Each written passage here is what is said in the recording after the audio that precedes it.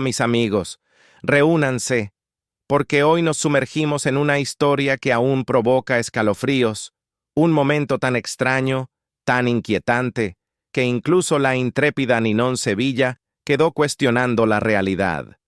Era la época dorada del cine mexicano, y Ninón estaba en la cima de su carrera, audaz, deslumbrante, imparable. Pero una mañana sucedió algo que jamás pudo explicar.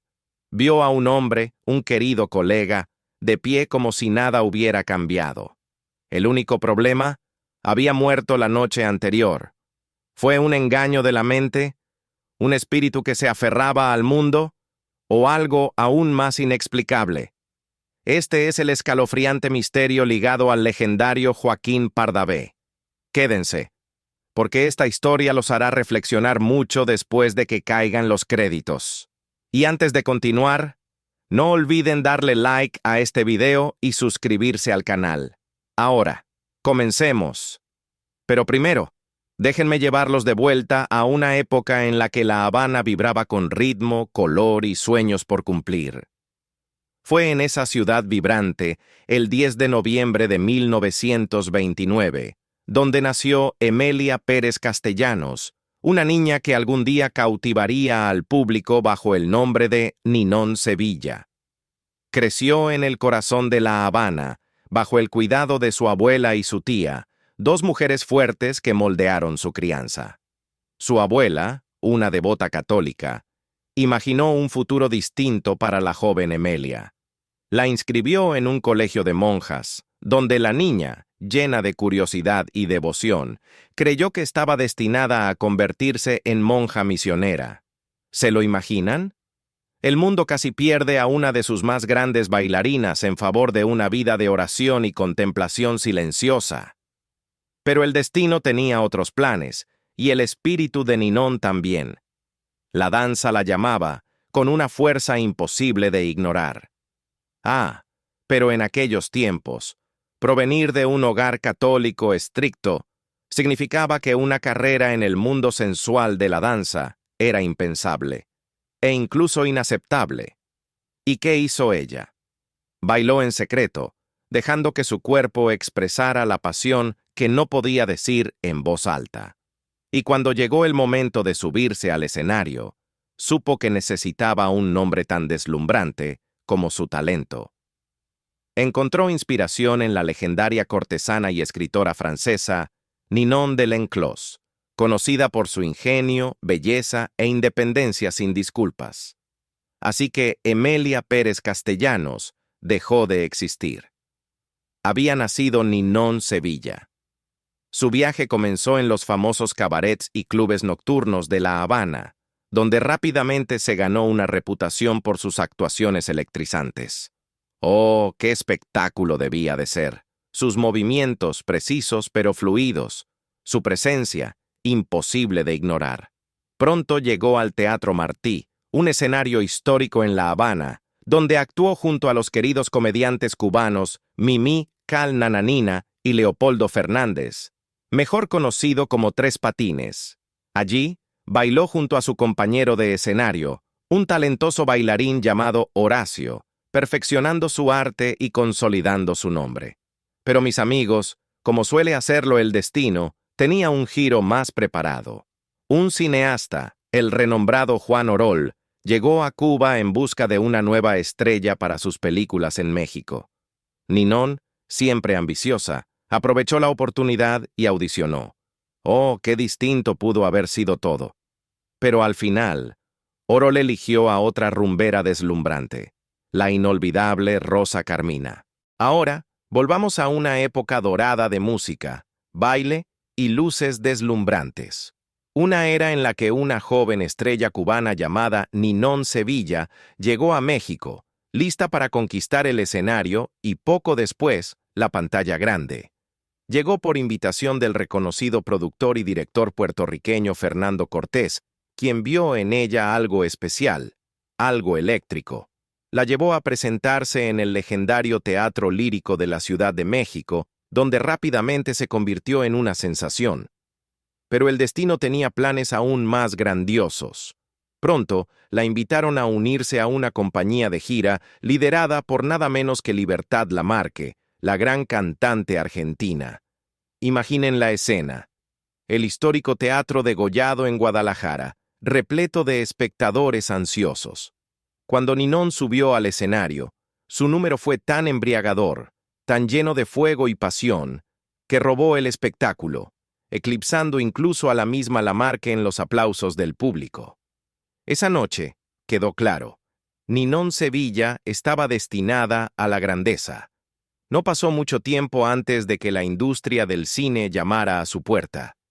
Pedro Arturo Calderón, uno de los genios detrás de Producciones Calderón, la vio actuar en el teatro lírico y supo que pertenecía al cine. Le ofreció un papel y, así, la reina de las rumberas pisó por primera vez la pantalla grande. Su primera aparición fue un pequeño papel en Carita de Cielo, pero fue suficiente. Suficiente para que el público la notara, suficiente para que los directores tomaran nota, suficiente para asegurarle un contrato como actriz exclusiva de Producciones Calderón.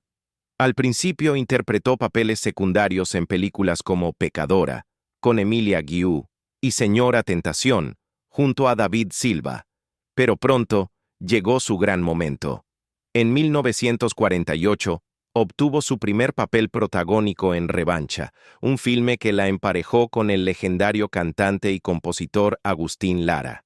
Su química era innegable, lo que los llevó a colaborar en 2 películas más, Coqueta y Perdida. Pero no solo Lara vio su poder estelar, el director Alberto Gout también lo hizo, y juntos crearon algo extraordinario. Aventurera. ¿Qué puedo decir sobre esta obra maestra? Una película tan electrizante, tan icónica, que se convirtió en la cúspide del cine rumbero mexicano. Con Gout tras la cámara y Ninón en el centro de todo, el público quedó hipnotizado por su energía arrolladora, su danza expresiva y esa mezcla única de sensualidad y tragedia que aportaba a la pantalla. Fue más que una película. Fue un fenómeno cultural. Y eso fue solo el comienzo. Bajo la atenta mirada de los hermanos Calderón, con Gout dirigiendo y Álvaro Custodio escribiendo los guiones, Ninón filmó 4 películas más inolvidables. Sensualidad, con Fernando Soler, No niego mi pasado, con Roberto Cañedo, Mujeres asesinas, nuevamente con Cañedo, y Aventura en Río, una película rodada en Brasil, donde Ninón fue nada menos que un ídolo nacional. Estudios como Metro-Goldwyn-Mayer y Columbia Pictures la buscaron, ofreciéndole la oportunidad de trabajar en Hollywood. Pero, mis amigos, ella no estaba interesada. México era su hogar y no tenía ningún deseo de irse. Por supuesto, no fue solo Gout quien ayudó a dar forma a su legado cinematográfico. El gran Emilio "el Indio" Fernández la dirigió en la poderosa y controversial Víctimas del Pecado, 1951, una película que sigue siendo un momento definitorio en su carrera. Luego vino Julio Bracho, quien la eligió para el melodrama tropical Llévame en tus brazos, 1953.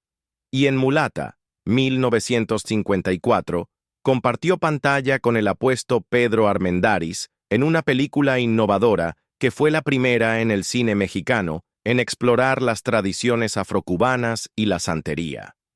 Pero el brillo de Ninón Sevilla no se limitó solo a México. Sus películas cruzaron océanos, cautivando al público en Francia, donde críticos de Cahiers du Cinéma, incluido el legendario François Truffaut, tomaron nota. Imaginen eso. Una rumbera cubana, hipnotizando a los mismos intelectuales que más tarde darían forma a la Nouvelle Vague francesa. Hoy hablamos de un momento en la vida de la incomparable Ninón Sevilla, uno que aún persiste como un enigma sin resolver en la historia del cine mexicano.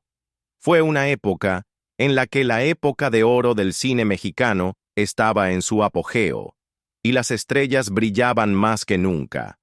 Ninón, con su hipnótica belleza y su danza fascinante, era una de sus figuras más radiantes. Había pasado años bajo la tutela de los hermanos Calderón, los legendarios productores que ayudaron a forjar su carrera, pero para 1954 estaba lista para algo nuevo. Al año siguiente, incursionó en la comedia musical con Club de Señoritas, una película ligera que la emparejó con uno de los comediantes más queridos de todos los tiempos, Joaquín Pardavé. Se suponía que sería una colaboración alegre, un proyecto que mostraría sus inmensos talentos. Pero el destino, como suele hacerlo, tenía otros planes. Club de Señoritas se convertiría en la última película de Pardavé, un proyecto que nunca llegaría a terminar. Joaquín Pardavé era un hombre que llevaba la risa a donde quiera que iba. Su presencia en el set era electrizante, su alegría contagiosa y su creatividad sin límites mantenía a todos con el ánimo en alto. No era solo un actor, sino también un narrador, un músico y un maestro de su oficio. Para quienes lo rodeaban, parecía estar lleno de vida, sin la menor señal de la tragedia que estaba por ocurrir.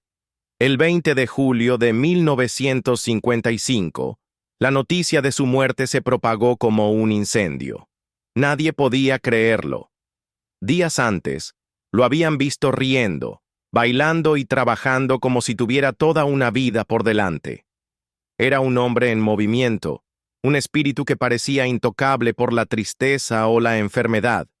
Y sin embargo, en un abrir y cerrar de ojos, se había ido. Su repentina partida dejó en shock a sus amigos y colegas, pero para una persona en particular, Ninón Sevilla, dejó atrás un misterio que la perseguiría durante años. Ahora, mis amigos, adentrémonos en ese momento con ella. En aquel tiempo, Ninón estaba trabajando en múltiples proyectos, incluyendo otra película junto al actor Ramón Gay. Los horarios de rodaje eran agotadores, extendiéndose hasta altas horas de la noche. Las mañanas llegaban demasiado pronto, y dormir era un lujo que pocos podían permitirse. Pero la disciplina lo era todo, y Ninón, siempre la consumada profesional, era de las primeras en llegar cada día. Su rutina exigía horas de preparación, maquillaje, peinado, pruebas de vestuario, todo antes de que las cámaras comenzaran a rodar. Aquella mañana en particular, el horario era más relajado. El rodaje de Club de Señoritas no comenzaría hasta la tarde, lo que permitía a la mayoría del elenco dormir un poco más. Sin embargo, Ninón llegó temprano, como solía hacerlo, llegando a los estudios Churubusco justo cuando el sol comenzaba a salir. Mientras su coche se acercaba a la entrada, algo llamó su atención. Una figura familiar de pie junto a la puerta. Era Joaquín Pardavé. Lo vio con claridad, tal como tantas veces antes. Parecía estar sentado dentro de su coche, inmóvil, como si estuviera sumido en sus pensamientos. Ninón frunció el ceño. ¿Por qué estaba ahí tan temprano? Sabía que el llamado a filmación no sería hasta dentro de varias horas. ¿Estaba esperando a alguien? Quizás simplemente había llegado antes de tiempo y decidió descansar antes del rodaje. Pensó en llamarlo, en saludarlo como hacía normalmente, pero algo la hizo dudar. En lugar de eso, simplemente lo observó por unos segundos antes de seguir su camino, descartando el momento como algo sin importancia. Las horas pasaron, y tan pronto como estuvo completamente vestida y maquillada, Ninón salió al set, esperando ver a Joaquín allí, listo para aportar su calidez y humor habituales. Pero no estaba por ninguna parte. Era extraño. ¿Él había estado afuera esa mañana, o no? Preguntó por él, pero nadie lo había visto esa mañana. Su confusión creció. Quizás se había ido a descansar a los camerinos. Tal vez, después de llegar tan temprano, se había quedado dormido en algún rincón del estudio. Decidió buscarlo ella misma, revisando los camerinos y los rincones tranquilos donde los actores a veces se tomaban un momento de paz. Pero no estaba allí. No había rastro de él. Y entonces, mis queridos amigos, llegó la revelación que le heló la sangre. Alguien finalmente rompió el silencio. Joaquín Pardavé había fallecido la noche anterior. Una ola de incredulidad recorrió a Ninon. Eso no podía ser posible. Ella lo había visto esa misma mañana. Al llegar al estudio, él había estado allí, sentado en su coche. Pero si ya estaba muerto, entonces, ¿qué o quién había visto realmente? La realización la dejó sin aliento. No fue un truco de la luz. No fue un sueño medio olvidado. Lo había visto tan claramente como vio todo lo demás ese día. Y, sin embargo, según el mundo, Joaquín Pardavé ya se había ido. La leyenda de la muerte de Joaquín Pardavé solo creció desde entonces, envuelta en susurros inquietantes y extrañas coincidencias. Poco después de su fallecimiento, comenzó a circular un rumor escalofriante, un rumor tan aterrador que hacía estremecer a quienes lo escuchaban. Se decía que Joaquín Pardavé había sido enterrado vivo. Según los rumores, su cuerpo fue exhumado algún tiempo después, y cuando abrieron el ataúd, lo encontraron boca abajo, las paredes del féretro arañadas, sus uñas desgarradas en un desesperado intento por escapar. La teoría, que había sufrido de catalepsia, una rara condición que hace que una persona parezca estar muerta cuando en realidad sigue muy viva. Ahora, sé lo que estás pensando. ¿Podría esto ser cierto? ¿Fue el gran Joaquín Pardavé víctima de un error tan trágico? Su familia negó ferozmente los rumores. Su sobrino, en particular, salió a aclarar la verdad, insistiendo en que el cuerpo de Joaquín nunca fue exhumado y que la historia no era más que una terrible invención. También negó que su tío hubiera sufrido alguna vez de catalepsia. Según ellos, no había ningún misterio. Joaquín falleció pacíficamente y eso fue todo. Pero las leyendas tienen una forma de perdurar, ¿verdad? Algunos dicen que cuando el río suena, agua lleva. Otros creen que, a veces, el mundo simplemente se niega a dejar ir a las almas que nos hicieron reír, que nos llenaron de alegría, que parecían demasiado llenas de vida como para dejarnos atrás. Después de aquel trágico día en que el destino le arrebató cruelmente a Ramón Gay, el hombre con quien compartió tantas escenas, Ninon nunca volvió a ser la misma.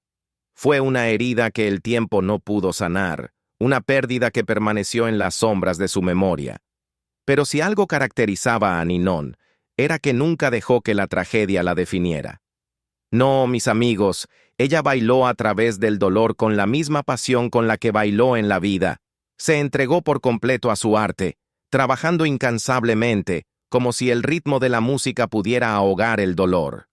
Amor y pecado, y Yambao, a mediados de los años 50, marcaron un periodo importante para ella.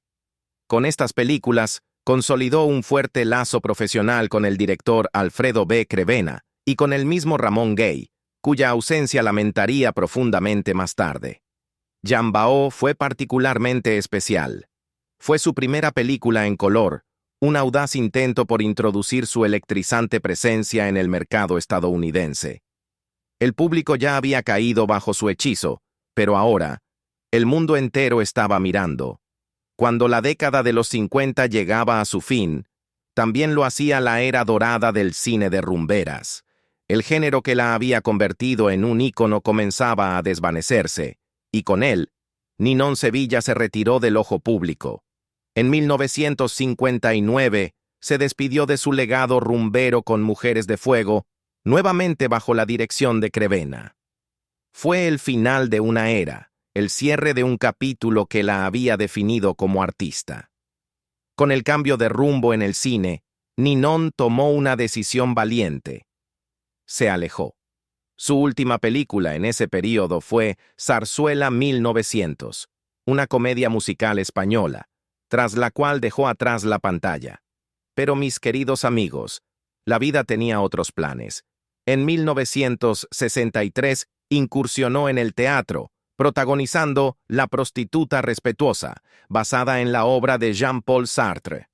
Fue un triunfo, demostrando que Ninon era mucho más que una bailarina. Era una fuerza de la naturaleza en cualquier medio que tocara. Luego, el amor llamó a su puerta. Ninon se casó, abrazando un nuevo capítulo en su vida.